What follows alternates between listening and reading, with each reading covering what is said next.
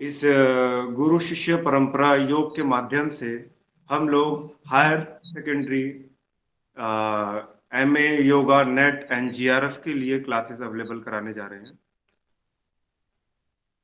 गुरु जी के आशीर्वाद से हम कोशिश करेंगे कि हम योग का प्रचार प्रसार न केवल किताबी तरीके से करें, बल्कि उसको जीवन में हम लोग उसको उतारें। और जब हम इसको जीवन में उतारेंगे तो हम उसको बहुत अच्छे से समझ पाएंगे, क्योंकि योग एक प्रैक्टिकल सब्जेक्ट है, अपने ऊपर अप्लाई करने वाला सब्जेक्ट है। योग का कोई भी विषय ऐसा नहीं है जिसको आप अपने ऊपर अप्लाई नहीं कर सकते।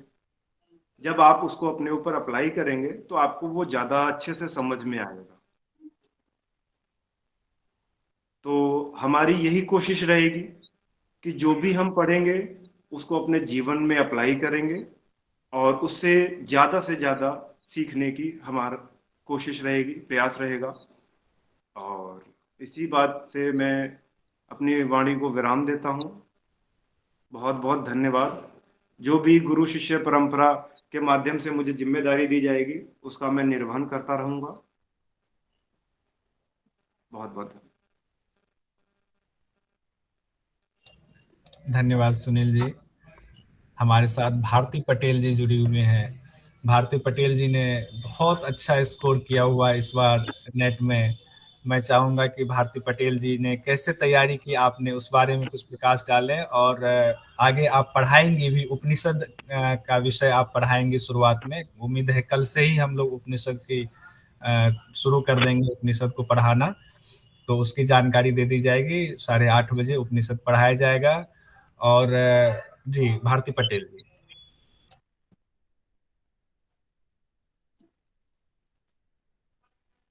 आपका ऑडियो ऑडियो ऑफ है, ऑडियो ऑन कर लें। हरिओम। गुरु केदार जी, अतिथि विशेष श्वेताम्बरा जी, राहुल आर्य जी और सारे टीचर गण को मेरा नमस्कार, और साधक गण को, सबसे प्यारे साधक गण को भी मेरा नमस्कार। एक्चुअली बात यह है कि नेट जीआरएफ करने के लिए कोई इंटेलिजेंस की जरूरत नहीं है। इंटेलिजेंट, हाईली इंटेलिजेंट स्टूडेंट ही कर सकता है, ऐसा कुछ नहीं है। इसमें सिर्फ और सिर्फ एवरेज स्टूडेंट भी आराम से अच्छा स्कोर ला सकता है। फर्क सिर्फ इतना ही है कि आपकी कंसिस्टेंसी, निरंतरता चाहिए। जैसे पतंजलि योग सूत्र में बोला ना कि सतो दीर्घ काल निरंतर, बराबर। तो ये अभ्यास निरंतर चाहिए, वो इम्पोर्टेंट है। और उससे भी ज्यादा आपकी निरंतरता से ज्यादा आपका रिवीजन कितना कर पा रहे हो आप, और मेन स्ट्रेटेजी स्मार्ट वर्क कैसे कर पा रहे हो, क्योंकि सिलेबस बहुत वास्ट है। मतलब इतना सारा सिलेबस पूरा रिपीट करना मुश्किल है। पर ये है कि एक बार आपने पढ़ लिया, उसके बाद उसको जो सार, जो पूछे जाए सके ऐसा एक्सपेक्टेड क्वेश्चन और पूछे गए क्वेश्चन, ये सारे क्वेश्चंस को रिवीजन अच्छी तरह से हो जाए। और खास करके सारा लोग पूरे पूरे ग्रंथ पढ़ने वाले, मैंने काफी बच्चों को देखा है कि बहुत सारे पूरा पूरा ग्रंथ पढ़ डालते हैं, अच्छा मालूम होता है, मुंह पे भी होते हैं श्लोक, पर अगर एग्जाम देने की प्रैक्टिस इनफ नहीं है तो मिस्टेक्स होने के चांसेस ज्यादा होते हैं।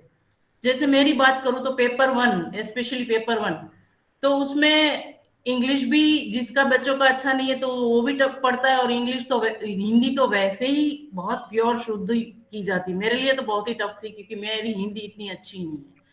तो उस प्रीवियस पेपर को अच्छी तरह से कंसेप्चुअली नहीं समझेंगे तो पेपर वन में स्कोर करना मुश्किल ही है, खास करके जिसको जेआरएफ करना है। क्योंकि जेआरएफ करने के लिए पेपर वन में स्कोर नहीं है तो थोड़ा मुश्किल हो जाता है। पेपर टू वैसे योग का सिंपल रहता है, आप आराम से 190 अब भी चाहो तो कर सकते हो, अगर आपका अभ्यास बहुत डेप्थ में रहा तो यही है। वैसे देखा जाए तो कई लोग कहते हैं कि 1 साल चाहिए, कई लोग कहते हैं 6 महीना चाहिए, कई लोग कहते हैं 3 महीना चाहिए। तो साधकों के लिए खास मैसेज ये है कि हम बच्चे थे तब हम 1 to 20 टेबल्स कितने टाइम में करते थे? 1 ईयर, राइट। पर चाहो तो 1 महीने में ही कर सकते हो ना। कितना टाइम दे रहे हो, कितनी कंसिस्टेंसी है आपकी वो टेबल को याद करने की, और उससे भी ज्यादा अप्लाई करने की। अगर आपने टेबल याद किए पर आपने मैथ्स के सम प्रैक्टिस नहीं किए, तो याद किया हुआ अप्लाई नहीं किया है तो याद ही नहीं रहेगा, मुश्किल है। तो यही चीज है, एप्लीकेशन तुरंत सीखा, इमीडिएटली एमसीक्यू सॉल्व करो, इमीडिएटली पेपर लिखो, वो एप्लीकेशन से आपको ज्यादा याद रहेगा। कैसे पूछा जाता है कंसेप्चुअली, वो ज्यादा मायने रखता है। तो स्टार्टिंग में डिटेल में होगा, पर उतना रिवीजन के साथ साथ पेपर्स की, प्रीवियस ईयर्स पेपर्स की और मॉक टेस्ट जो हम यहाँ लेंगे उसकी, वो सब की प्रैक्टिस बहुत मायने रखती है। और फिर लास्ट में किसी को क्वेश्चन है तो कौशल कुमार की जी की परमिशन से आप फिर पूछ सकते हो, तब तक दूसरे टीचर्स को मौका मिलेगा बोलने का।